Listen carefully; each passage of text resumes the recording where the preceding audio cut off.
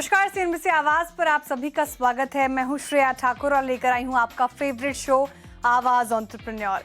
यहां हम बात करते हैं उन ब्रांड्स की जो भारत में इनोवेशन और क्वालिटी के नए स्टैंडर्ड सेट कर रहे हैं। साथ ही स्टार्टअप इकोसिस्टम के नए ट्रेंड्स, इंस्पायरिंग स्टार्टअप स्टोरीज और स्टार्टअप वर्ल्ड के बड़े मुद्दों पर भी होगी चर्चा। भारत दुनिया के सबसे बड़े कृषि उत्पादक देशों में से एक है, लेकिन फसल कटाई के बाद होने वाला नुकसान आज भी बड़ी चुनौती बना हुआ है। ऐसे में एआई, कंप्यूटर विजन और रोबोटिक्स की मदद से इस समस्या का समाधान करने का दावा कर रहा है भारतीय एग्रीटेक स्टार्टअप एग्रोग्रेड।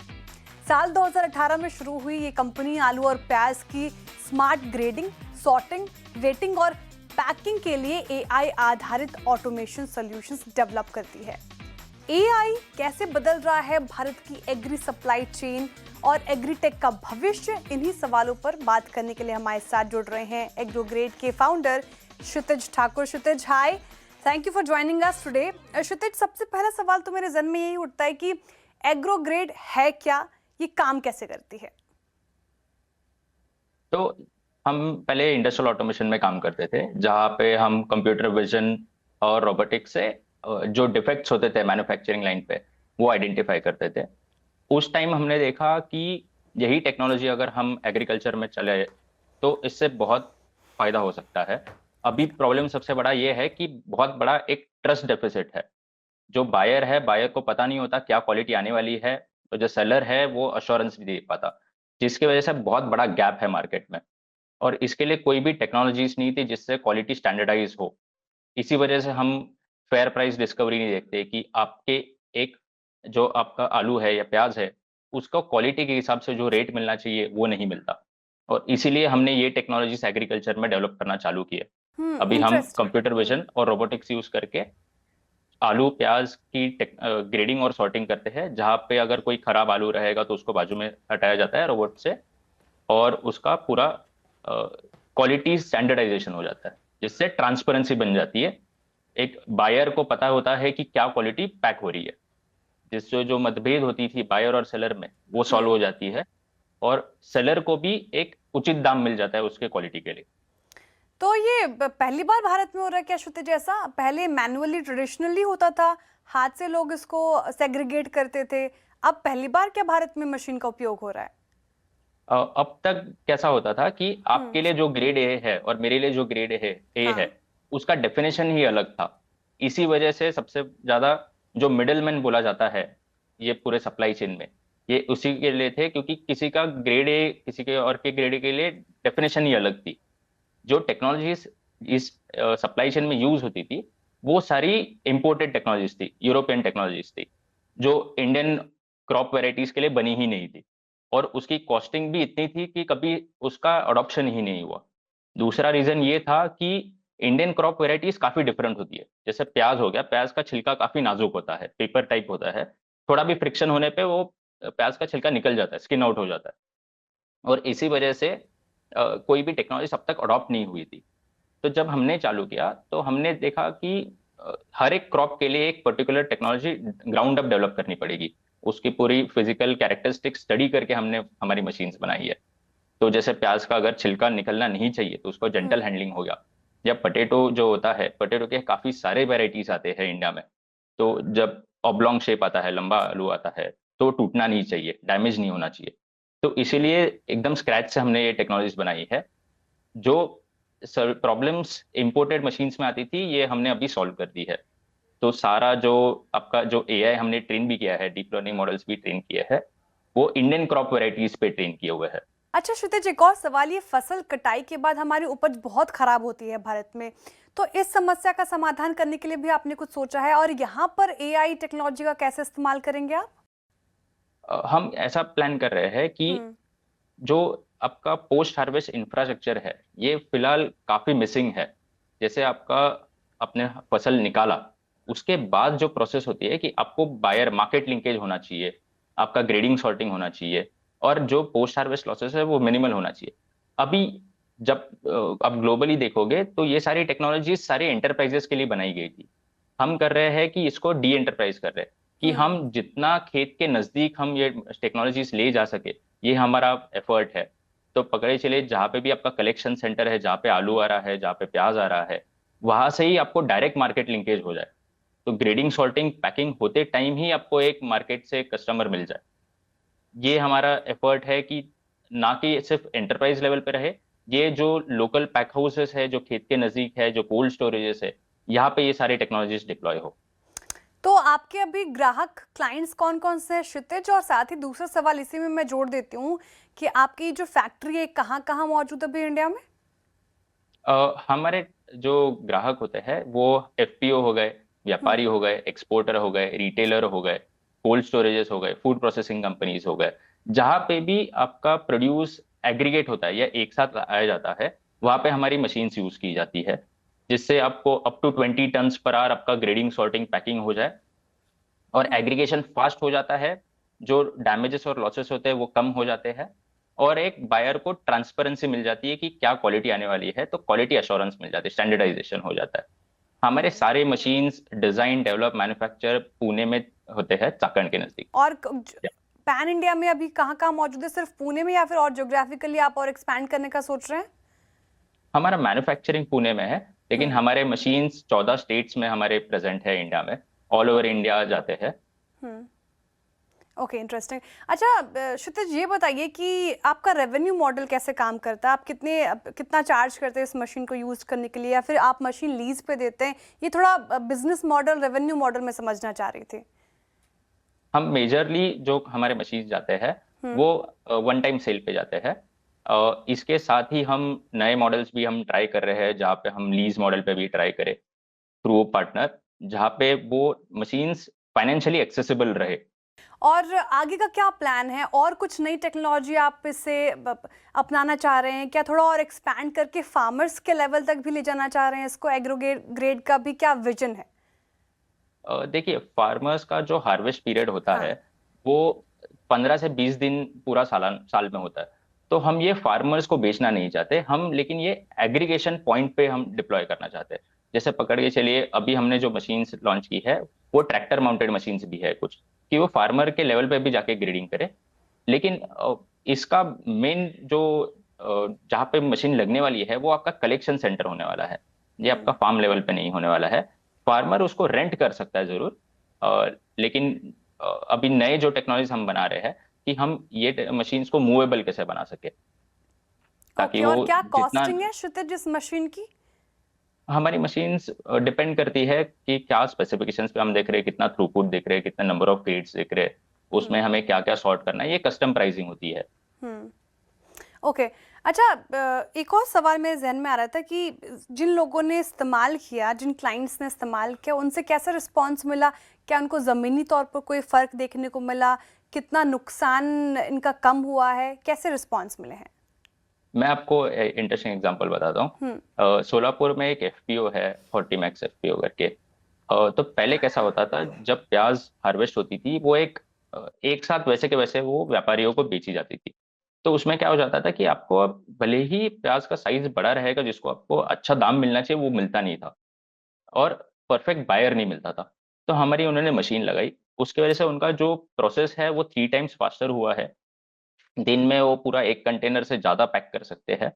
दूसरा है, मशीन ग्रेड होने की वजह से बायर को भी एक अश्योरेंस आ जाती है कि मुझे अच्छा क्वालिटी ही मिलने वाला है। तो उनको जो प्रीमियम ग्रेड निकलता है उस पे उनको 10% एक प्राइस रियलाइजेशन ज्यादा मिला है। दूसरा रहा है, एक मित्रा एफपीसी करके है, ये अमरावती में है। ये पहले थ्रू एजेंट्स बेचती थी, मतलब एक एजेंट को उनका मटेरियल माल जाता था और फिर वो आगे एंटरप्राइजेस को सप्लाई करते थे। अभी मशीन की वजह से वो डायरेक्ट बायर से कनेक्ट हो पाए हैं। तो उनका प्रोसेस भी, जब यहाँ पे उनका एक कंसाइनमेंट एक दिन में होता था, अभी वो एक कंसाइनमेंट 2 घंटे में हो रहा है। तो उनका मैन पावर सेविंग्स करीब 78% हो चुका है, और जो उनका टाइम है वो बहुत काफी रिड्यूस हो चुका है। और इस वजह से जो उनका जो प्रीमियम ग्रेड आता है उसको भी उनको 1 रुपी को, 1 किलो के पीछे 1 रुपए एक्स्ट्रा मिल रहा है। अच्छा, एक और सवाल कि आपने IIM अहमदाबाद से आपको इन्वेस्टमेंट मिली है, मैं देख पा रही थी सोशल अल्फा ने भी आपके साथ निवेश किया है, तो कैसे भरोसा जीता आपने इतने बड़े इन्वेस्टर्स का, और यहाँ पर आपको और स्केल होने में कितनी मदद मिली इनसे? हम काफी लकी रहे हैं कि हमें काफी लोगों से सपोर्ट मिला है जब से हमने चालू किया है। सोशल अल्फा हो गया, अहमदाबाद वेंचर्स हो गया, विलग्रो हो गए, सीबा हो गया, आईजीकेवी रायपुर हो गया। तो ये जब हम टेक्नोलॉजी बना रहे थे तो उसमें काफी सारा डिजाइन एफर्ट लगता है, बिजनेस मेंटरशिप लगता है। तो जब भी हम बना रहे थे, तो अब जब 2018 से हम काम कर रहे हैं तो पहले 6 वर्जन्स तो हम सिर्फ पायलट कर रहे थे। तो इनकी वजह से हमें काफी सारे पायलट पार्टनर्स भी मिले। इनकी वजह से हम हमारा मैन्युफैक्चरिंग सेटअप कर पाए। और हम इंजीनियर्स है, हमें मशीन्स बनाना आता है, लेकिन जैसे एक बिजनेस मॉडल रिफाइनमेंट हो गया, यहाँ पे भी इनकी काफी सारी मेंटरिंग मिली है। Very interesting, necessity is the mother of invention. Kshitij, लेकिन ये आइडिया कैसे आया? एकदम से आप इंजीनियरिंग पढ़ाई कर रहे थे, फिर आपने कैसे सोचा कि आलू प्याज में जाते हैं और सेग्रीगेट करते हैं, फार्मर्स को फायदा होगा और रिटेलर्स को फायदा होगा? आइडिया कैसे आया ये? अ, मेरी फैमिली एग्रीकल्चर से ही है। हम आम की खेती करते थे, आम और चावल की खेती करते थे। 2009 में हमें वो बंद करना पड़ा क्योंकि एक तो लैंड होल्डिंग भी कम थी और वो फाइनेंशियली फिजिबल नहीं हो रहा था। हर साल हार्वेस्ट वेरी करता था कि कितना प्रोड्यूस आ रहा है, और उस वजह से फाइनेंशियल सस्टेनेबल ना होने की वजह से वो बंद करना पड़ा।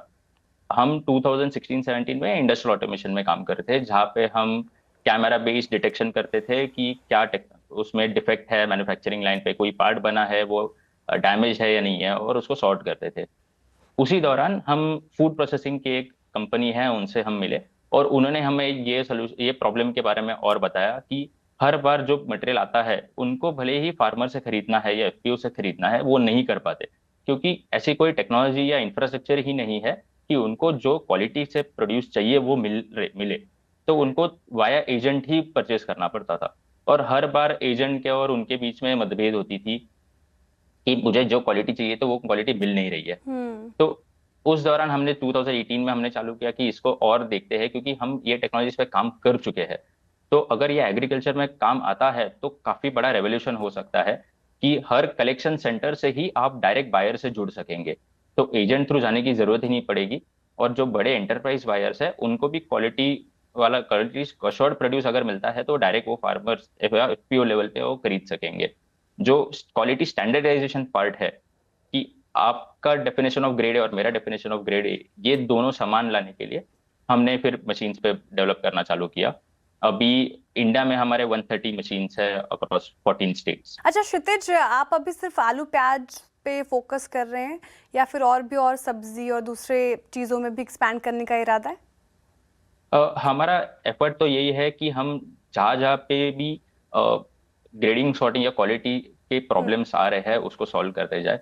आलू प्याज हमने चालू किया क्योंकि हम खुद महाराष्ट्र में है, तो प्याज तो सबसे बड़ा स्पेस था, और प्याज में कोई भी टेक्नोलॉजीज डेवलप ही नहीं हुई थी जब तक। मतलब पूरी प्रोसेस काफी सब्जेक्टिव थी और काफी सारे लूप होल्स थे, इसलिए हमने प्याज से चालू किया। फिर हमने आलू में 3 साल पहले हमने चालू किया, 2022 में हमने आलू में चालू करना डेवलप करना। अभी हम नट्स हो गए, टोमेटो हो गए, लीफी हो गए, ये भी हमारे पाइपलाइन में है। जो भी पेरिशेबल्स पे ज्यादा फोकस है क्योंकि उसको टाइम बहुत कम मिलता है। जैसे ही आपने हार्वेस्ट किया उसको क्लीनिंग करके, क्वालिटी अश्योर करके, उसको ग्रेडिंग सॉर्टिंग पैकिंग करके आपको डिस्पैच करना है, और उसके लिए कुछ घंटे ही मिलते हैं। तो इसमें ऑटोमेशन बहुत जरूरी है। राइट, और सबसे ज्यादा तो टमेटो में लगता है मुझे क्षितिज जी, सबसे ज्यादा खराब जल्दी वही हो जाती है। जोक्स अपार्ट, लेकिन आगे की प्लानिंग क्या है आपकी? मैं देख पा रही थी और मैंने पढ़ा जो बहुत ही चैलेंजेस का सामना भी करना पड़ा आपको, तो एग्रीटेक स्टार्टअप में सबसे बड़ी चुनौती आपको क्या नजर आती है और आपने कैसे ओवरकम किया उसको? देखिए, हर एक सप्लाई चेन जैसे रीजन वाइज अलग अलग होती है। जैसे हमने जब चालू किया, हमने नासिक से चालू किया, फिर हमें पता चला पुणे में थोड़ी अलग सप्लाई चेन है, सोलापुर में थोड़ी अलग सप्लाई चेन है, मार्केट की रिक्वायरमेंट्स अलग अलग होती है, वेराइटीज जो हम ग्रो करते हैं आलू और प्याज में वो अलग अलग होती है। तो ये चैलेंजेस समझने में बहुत टाइम गया।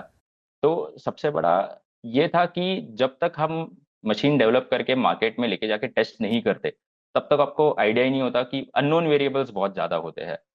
लेकिन हमारी टीम काफी अच्छी है, 17 लोगों की हमारी टीम है। तो जब भी कुछ डेवलप होता था वो खुद फील्ड पे जाके उसको टेस्ट करते थे।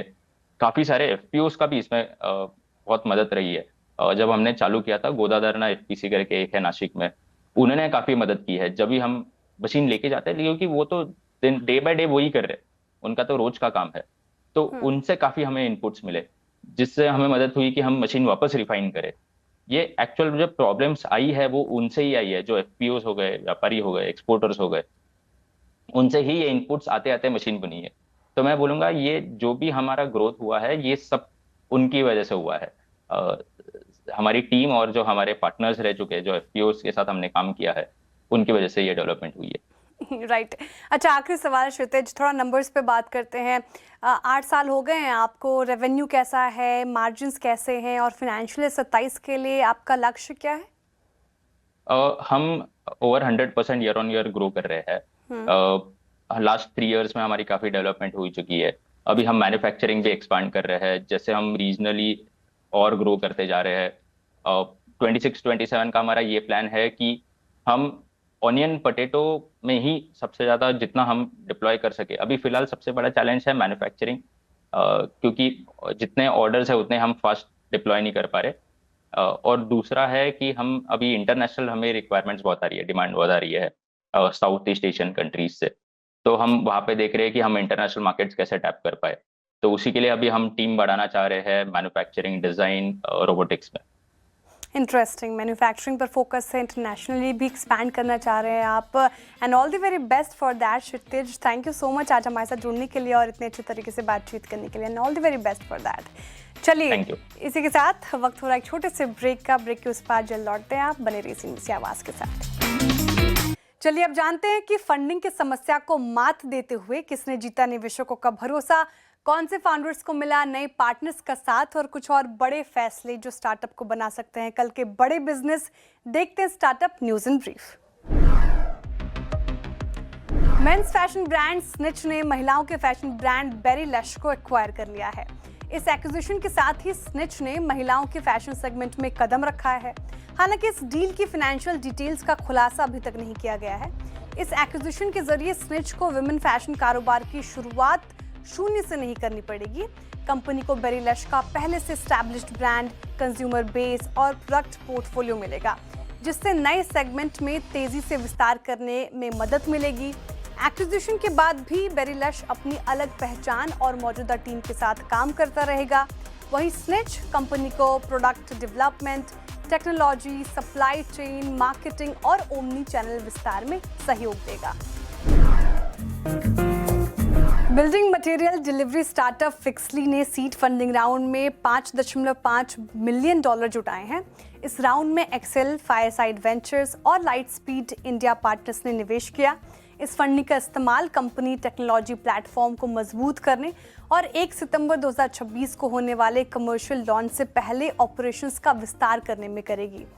फिक्सली सबसे पहले बेंगलुरु में अपनी सेवाएं शुरू करेगा। इसके बाद कंपनी दूसरे भारतीय शहरों में विस्तार की प्लानिंग कर रही है। फिक्सली कंस्ट्रक्शन और होम इंप्रूवमेंट से जुड़ी सामग्रियों की खरीद और डिलीवरी के लिए AI आधारित प्रोक्योरमेंट और डिलीवरी प्लेटफॉर्म विकसित कर रही है।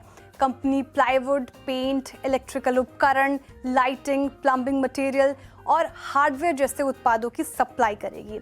इसकी सेवाएं contractors, electricians, plumber, carpenter, painter, interior designer और घर के मालिकों को ध्यान में रखकर तैयार की जा रही है।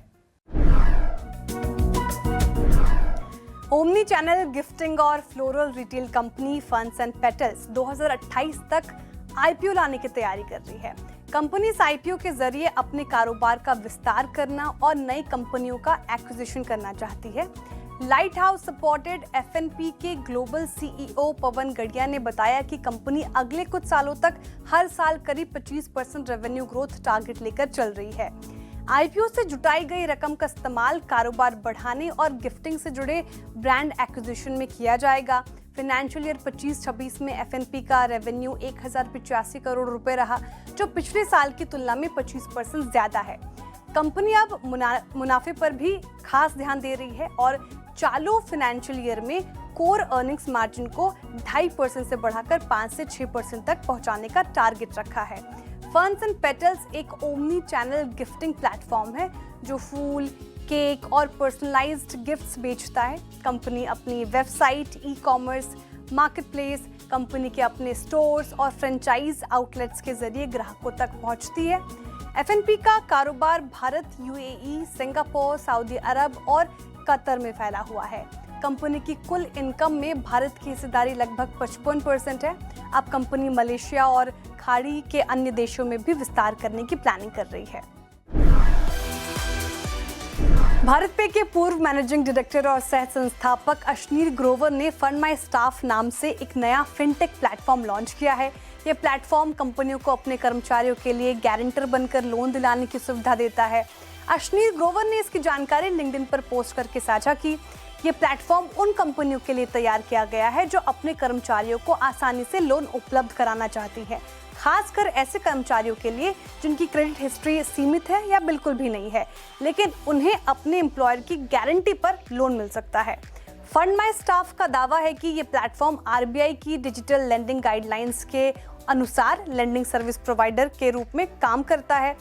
लोन आरबीआई में रजिस्टर्ड लेंडिंग पार्टनर्स के जरिए मंजूर और वितरित किए जाते हैं। आज का ये शो आपको कैसा लगा हमें जरूर बताएं। आपके फीडबैक हमें पोस्ट करें CNBC आवाज के सोशल मीडिया प्लेटफॉर्म्स पर या हमें ईमेल करें ae@nw18.com पर। अगले हफ्ते फिर मुलाकात होगी कुछ नए बिजनेस आइडियाज के साथ। तब तक के लिए मुझे दीजिए इजाजत और देखते रहिए CNBC आवाज।